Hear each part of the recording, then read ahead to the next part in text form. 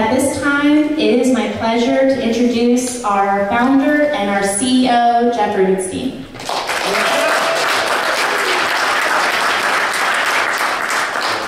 Thank you, Shay. Does everybody hear me okay? Yeah. All right. So experience has taught me two things, essentially, about speaking engagements. Number one, you don't want to be that person that gets that slot at 11:45 a.m. right before lunch at a seminar. And number two, I've learned that you don't want to be that person that has to pull the crowd away from an open bar for a speaker. So, lessons learned. But we are here for a reason tonight.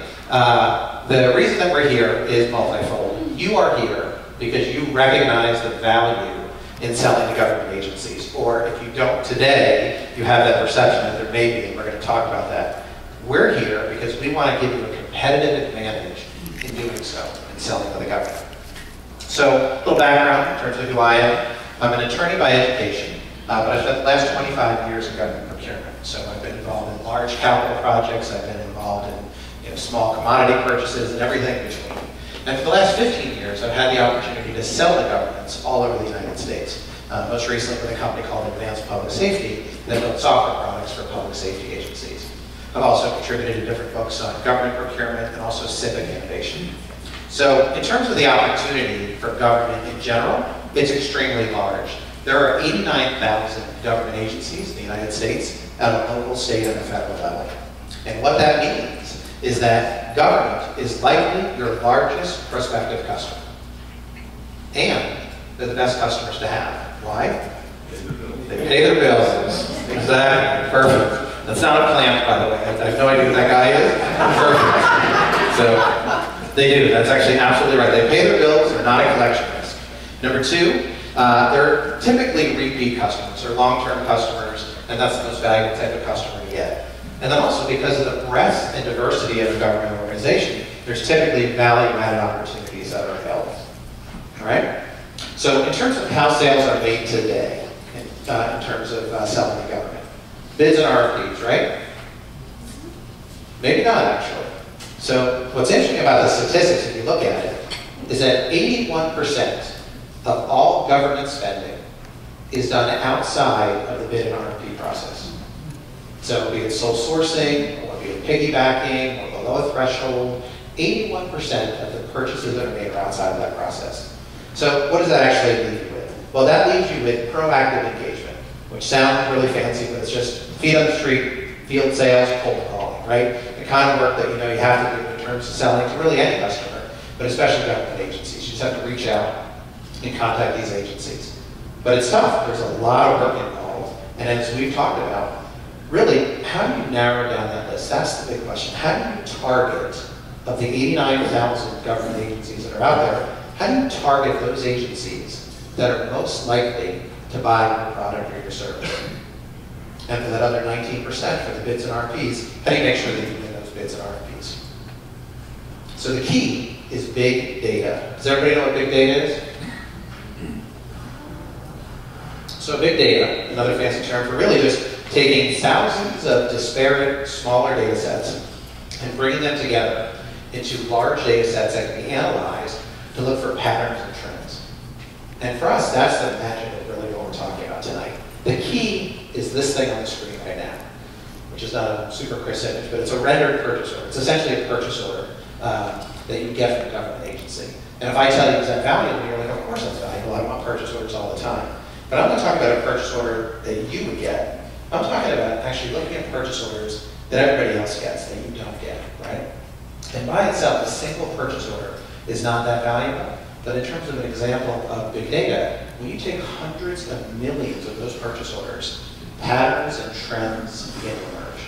And it helps you, by looking at that kind of data, figure out where you really want to target your limited sales and marketing efforts, right? Because there's nobody in this room that has sales and marketing resources that get to all 89,000 government agencies. So how do you best target it?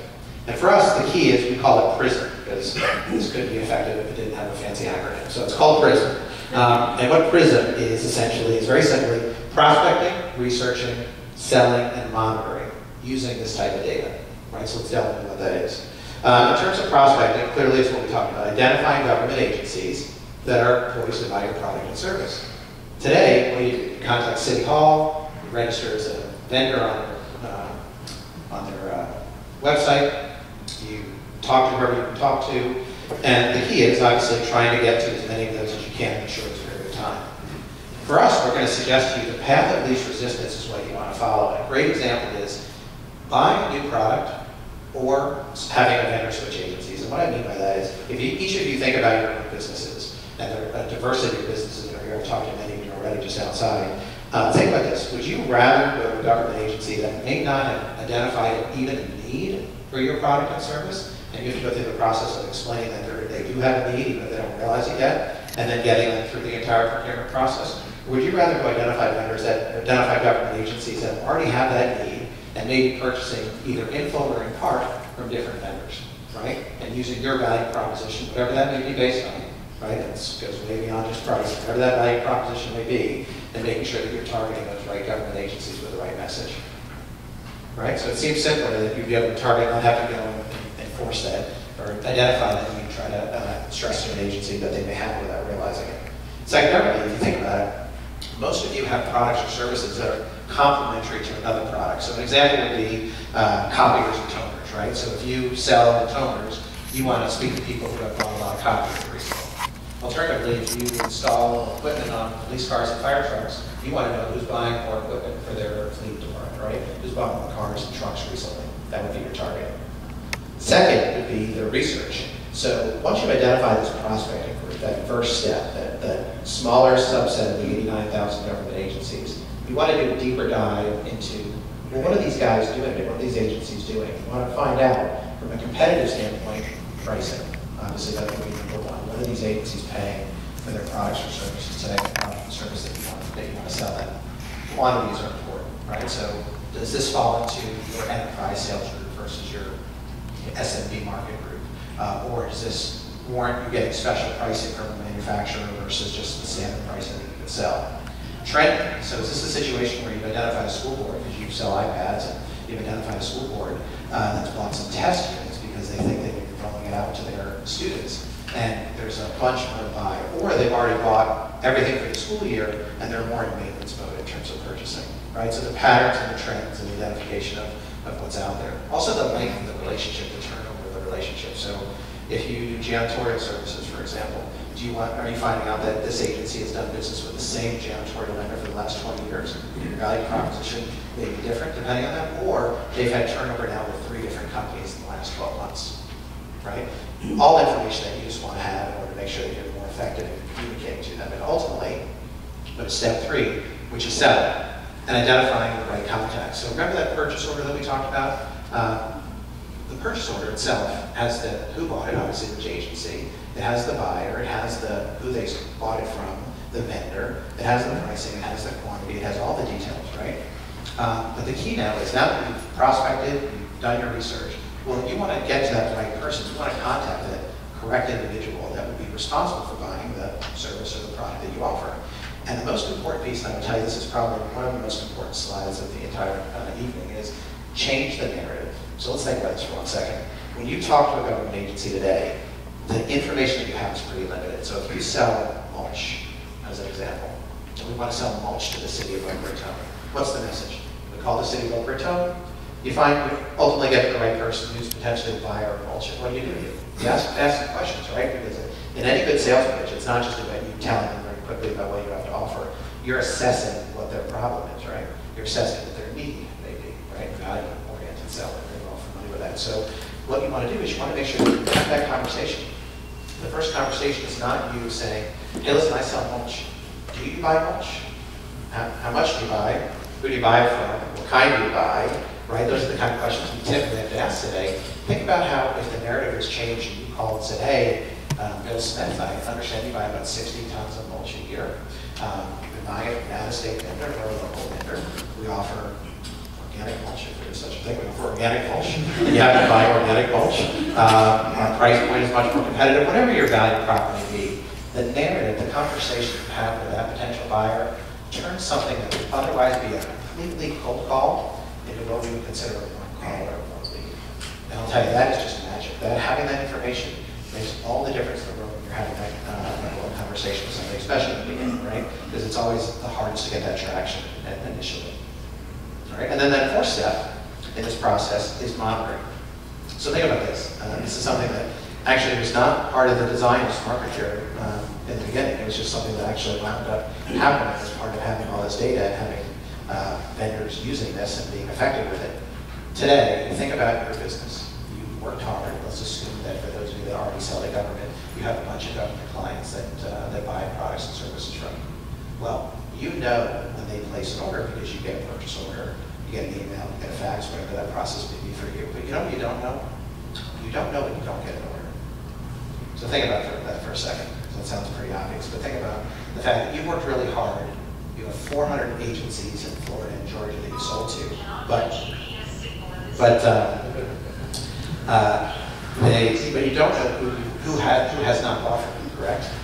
So the key is, imagine having a system using this big data, using this analysis of all the purchase order data that comes in, that you get flagged immediately as soon as a purchase order hits the system from one of your customers that you believe is doing something risky, right? They're buying from a competitor. So you've identified 5 vendors that if one of your existing customers buy from, that concerns you. Or you have 10,000 SKUs and a government agency buys one of those SKUs from somebody else besides yourself. You want to know that because that may be happening because they're not happy with your price point. Could be they're not happy with your salesperson. It could be that they're just unaware you can sell that part number. Could be that they're aware, but it's a different person because the agency's big and they don't even know they have a relationship with your organization. Whatever that reason may be, you want to know it the day after it happens. You don't want to know it 6 months down the road when you and your boss are sitting down having coffee and you're saying, you know what, I have not gotten an appeal from City of Lake Mary in 6 months. And then you go find out that they've now done business with somebody else for the last 4 of that 6 months. So in terms of this whole life cycle, using the data the way that we're talking about it, it's not just prospecting, it's not just researching, it's not just selling, but it's also monitoring those existing customers. So let's talk about getting access to this information. We've talked about how cool it is. Let me bring it back a little bit to SmartProcure. I know your time is very valuable, so I told my people I'm going to definitely have you out here by 9:30, and I don't know. So I just want to spend a couple minutes just telling you a little bit more about SmartProcure in general. So in terms of getting access to this information, we spent a tremendous amount of time over the last couple of years, about 2.5, 3 years now, building this large database of about 140 million purchase orders. And it's from about 5,600 agencies, so 5,600 agencies around the United States continually contribute data to it, and it continues to grow. So a year ago, we only had about 2,200 agencies, so it's growing at a pretty nice clip, and it's about 1 million purchase orders a month. So all the things we talked about in terms of that purchase order that you see in sheet of paper, all of that data is in the computer system, and it's available at your fingertips to do all the things that we talked about. Here is an example of our dashboard. So if you logged in today, this is what you can see. You're able to literally run a search like you would in Google. So if you just want to put in a part number, a vendor name for competitive intelligence, an agency, if you're going to visit them, you're on a trade show floor, and you're on your iPhone, and you want to find out who they bought from and what they're paying, all that's available for you at your fingertips. This is the search results that come back. And I'm going to go pretty quickly through this, but I should mention that at the end, there are all the folks in blue that are here are SmartProcure folks, and we have a couple iPads here, and literally, if you haven't seen it already, show you a live demo, even running your products or services, so you can actually see how it works. But this is the search results screen that comes back, just highlighting the area. That's the agency list. So for example, if you ran a search, this is a search of a printer, I believe. Those are the agencies in the state of Florida that actually, those are the agencies for this search. For printer, that would come back as the most popular agencies in terms of the current basis buying that printer. Next would be vendor. So here's the vendor list. This shows you from a competitive standpoint for this search that has come back the different vendors that have purchased, that have sold these items to those government agencies. And then there's a set of other filters here too. You can actually drill down by any element on a purchase order. So be it an account type, you may be focusing on school districts. You may be looking at state of Florida, so you want to do by agency state. You may only be concerned with enterprise sales, so you want POs that are only 25,000 or above. Whatever that criteria may be on the payment that's listed in the purchase order, you're able to go ahead and search on. And then ultimately you get back a little summary line in it. So in this example, Warren County was the issuer of the purchase order to CDW. It was for an M45 color printer for $420. Now, you as a user can click on that and then actually the purchase order itself comes up. So this shows you a fully rendered version of what's on the purchase order. So not only that line item, which is specific to the search you would actually made, but it shows you everything else that's on that purchase order as well. All right? And then just real briefly, agency profile. You can literally drill into an agency and find out information about who they are, how to do business with them, and a quick link as well as the open bids and RFPs. And then more specifically, the point I brought up earlier, key contacts. So in terms of those people that are responsible for buying at the agency, we'll tell you who they are. So you don't need to search for the web, call City Hall, we'll give you all their information, emails and phone as well. And then just one other component of the software that I think you should be aware of. There's a lot of macro analytics that are involved as well. So this isn't just drilling down to a subset of agencies. You may want to look at the system and say, you know what, I'm considering selling this service in Florida. And I want to know if I should go to North Florida or South Florida. You want to look at it from a macro perspective. Maybe the profit margin is higher. Maybe there's more business in North Florida because it's less competitive. Whatever it may be, you're able to do a tremendous amount of searching from a kind of a blue sky broad base. You can do an analytic search that shows you total value of whatever you're searching for. Again, this is the printer search. So in this little region that we looked at, there's about $3 million worth of orders, about 3,000 total orders. And I know it's a little bit hard to see, but it shows the top agencies. So it shows you who your top targets are. Mulch is a great example, by the way. If you think about it, if you're going to go sell mulch, for example, who are you going to go call, right? Unless you use a system like this, you're going to either say, you know what, I'm going to call the biggest agencies. I'm going to call Palm Beach County. I think I'm going to call City of Boca Raton. But you would be surprised. I mean, look at actually specific products and services like mulch, for example, which I looked up. Green Acres is one of the biggest buyers of mulch. And who would think that, right? And it's that kind of analysis by using tools like this that you're really able to drill down to make sure that you're allocating your sales and marketing resources correctly. Pricing, this is pretty interesting. This printer, by the way, this is a demo that I usually do for government agencies because our software is available to them. This is unbelievable if you think about it. This is an HP LaserJet printer 400. Standard, run-of-the-mill, you can find it on Amazon, right? This printer is bought by government agencies today. The lowest price, the lowest price, I don't know if you guys can see my little laser pointer here, lowest price is $346. The highest price is $859.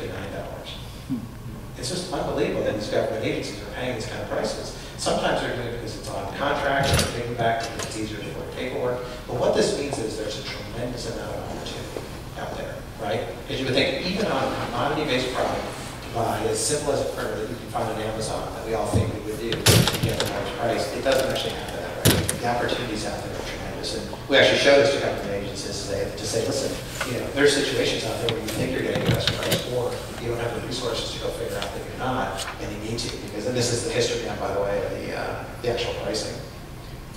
So it's dramatic, and can you imagine if it's not something you can compare, if it's not a commodity-based product. Spending as well, so trending is also important, right? If you want to find out that, you know, government agencies during the budget cycle in September and October, that's when they buy the most of whatever product and service you sell, or maybe it's in July, or maybe whatever it may be specific to what you're searching for. Understanding the agency's trending cycle is very important, because then you want to target them, not only do you want to target the right agency, but you want to target them at the right time. So probably the last thing I just want to emphasize to you guys, and we're going to go ahead and give away the software for free in our raffle, is this is really a paradigm shift. And you guys, I'm sure, are always offering different government pieces of data, different tools, different things that can enhance your business, even outside of just government, just ways for you guys to sell more. I guess I want to suggest to you that there has been nothing like this in the past. SmartProcure started in 2011 as a result of myself and team members, like many of them who are here tonight, that sold to government and realized that there had to be a better way, because there's just a lot to do with it. There's a lot of opportunity. It's a market that is illiquid. It's not transparent, right? It's a marketplace that just, there's no real online market component of government sales or government selling. And there had to be a better way. And the result of that was us going out and getting all this purchase order data, and then taking that data to make different business decisions. And we've tested this now for the last year and a half. We started initially providing access only to government agencies, and then recently, as of last year, we offered it to government contractors. The result has been tremendous. It has been unbelievable in terms of users of the system being able to take this data and make very different decisions than they otherwise would have without this data. So what I would suggest to you is it's a different way of thinking. It's not the reactive mode of waiting for bids or RFPs to come in, or just the difficult process of cold calling without knowing who your call or not knowing what your messaging is, but having all that data at your fingertips to make a big difference in your sales and marketing effort. So it's really an interesting concept that I would suggest that you guys really think about, because I think it can make a tremendous difference in each of your businesses. I appreciate y'all coming. The open bar is definitely back open. The hors d'oeuvres are still out there, but we'd love you to come back and talk to our folks and see if you like the software. So thank you very much.